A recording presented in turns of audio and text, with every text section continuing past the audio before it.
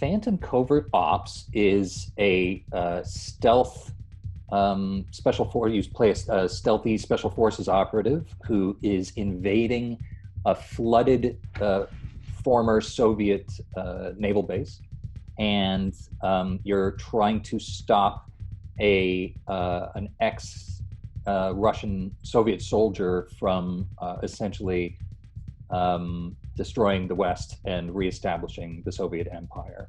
And you do so in a stealth kayak, which is a truly groundbreaking bit of game mechanics that takes virtual reality to the next level. And it allows you to infiltrate the base, and then you have to try to keep me from killing you.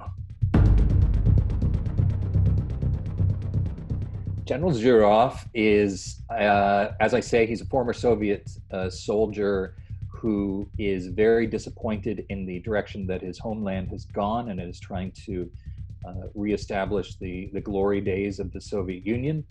He is driven and somewhat psychopathic, and unwilling to be stopped by these damn phantom covert ops. I felt, well, look, anytime somebody wants you to be involved with something as groundbreaking as this, it's a great honor.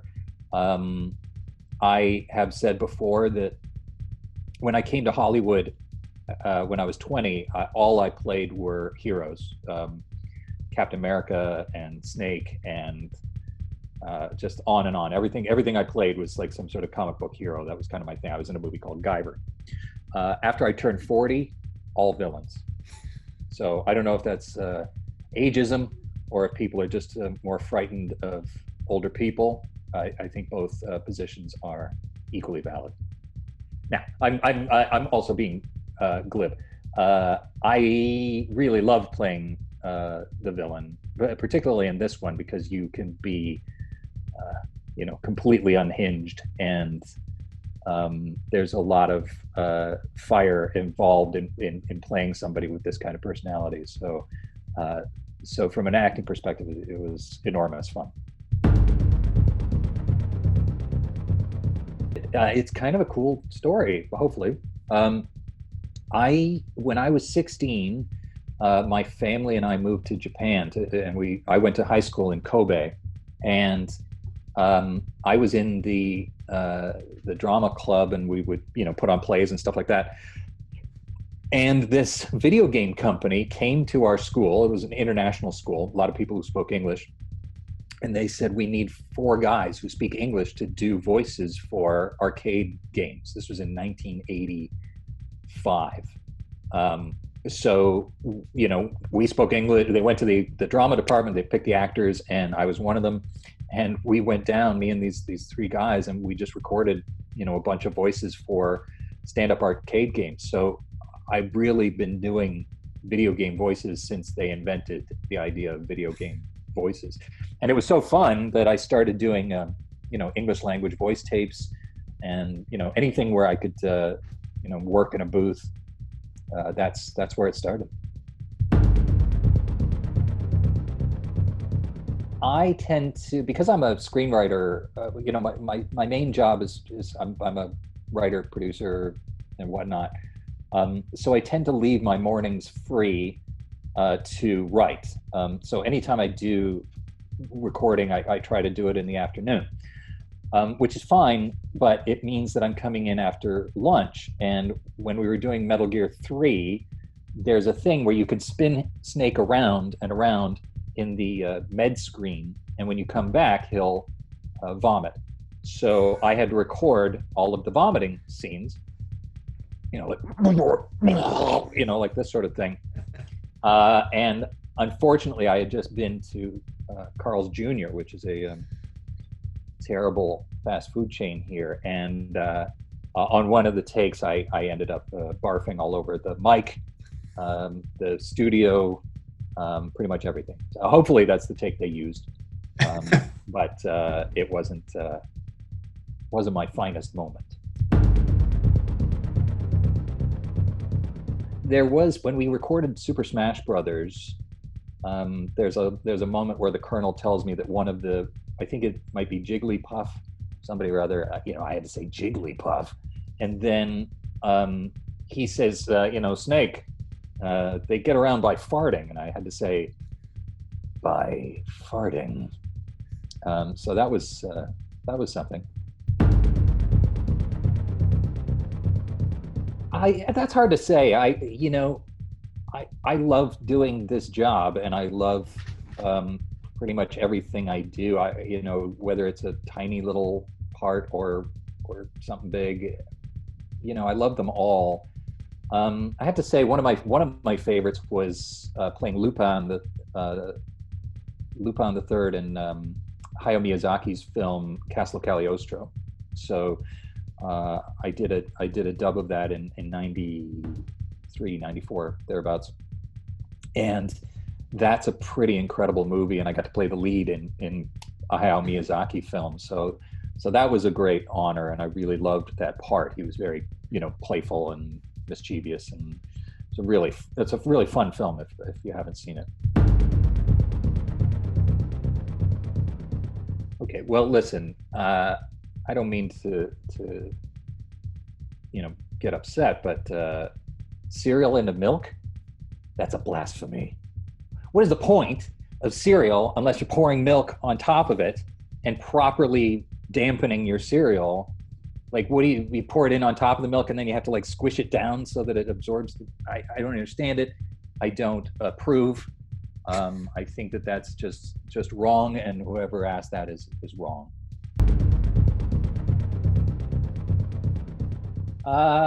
Again, I love them all. They're all very unique, as people know. I think, I usually say that Metal Gear 3 Snake Eater is my favorite. I just think it's just, everything came together on that game so beautifully. The story, the cinematics, the characters, and to see Big Boss's history. I love the retro nature of it. So I really love that, but it's probably tied with Metal Gear Solid, the first one. I have great love for that one as well. It's possible that Konami could make another Metal Gear game, but it's hard to imagine it not being run by Kojima. Kojima might make a deal to get Metal Gear back. Who knows? I couldn't say. I'd love to do another one. I'd love to do lots more, but that is entirely up to the whims of fate.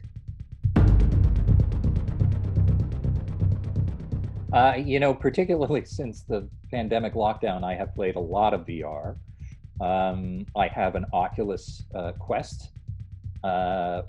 One of my favorite games is it's a stealth kayak game called Phantom Covert Ops, which, because I'm a special legendary super soldier, I got sent the beta test for it, so I've been playing that quite a bit, and it's amazing. I've been playing puzzle games. I do, my daughter and I do a lot of escape rooms, so I got like The Room on VR and The Fisherman's Tale, and I just bought I Expect You to Die, but I haven't played that one yet. No, I guess they're referring to the VR missions in Metal Gear, which were obviously not in VR because we didn't really have full-on VR games at that point. Was I prepared? No. I first tried VR. I was in a game called Farlands with Maria Bamford for the launch of the Oculus, and so I got to try it there. And the first thing I tried was, it was like a concert. I think it was I don't know, Billy Joel concert or something like that. But it was shot like a regular concert. So you were in full VR, but then suddenly it would cut to, you're super high above the stage, and then suddenly you're like right in front of him on the piano, and it was disorienting and strange, but obviously a very cool experience. And once I got used to the world of VR, I really learned to love it. The immersion of it is so cool.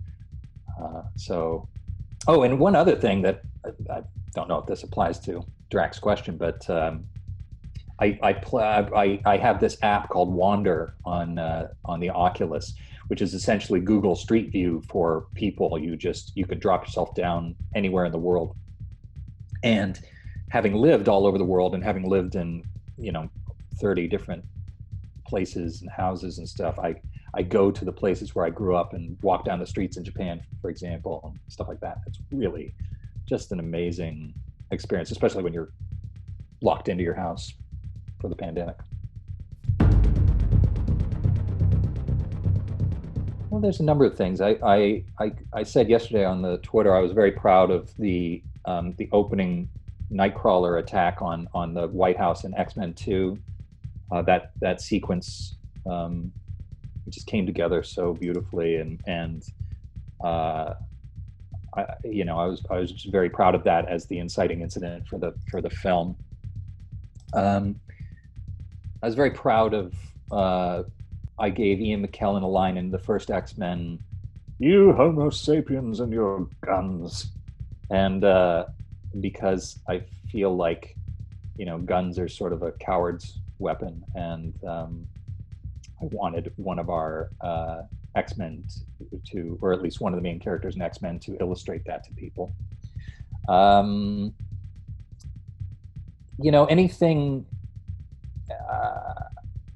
Anything in the arena of fighting against bigotry or racism, which again I got to do a lot of in the X-Men movies. Anytime you can put that sort of message out into the world in a way that millions upon millions of people will see it, I think that's the true benefit of having this platform and this voice.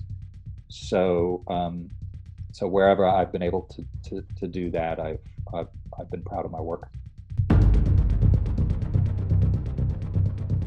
Is it difficult to? Well, I think he's not quite so raspy as Snake. It's basically my natural timbre, but it changes a little bit because of the accent. So no, now that I've just done it, I feel like no, it's not that difficult.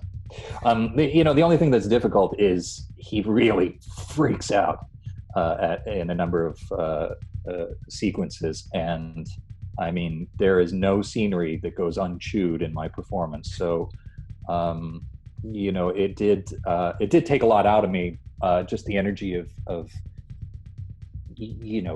going full bore in a number of those scenes. But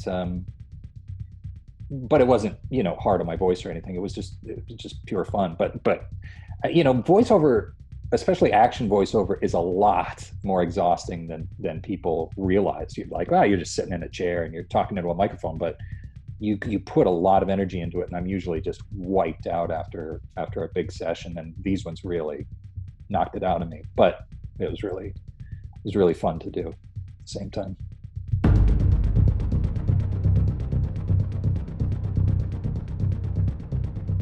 Hey, this is David Hayter. Play Phantom Covert Ops, coming out June 25th. You won't regret it.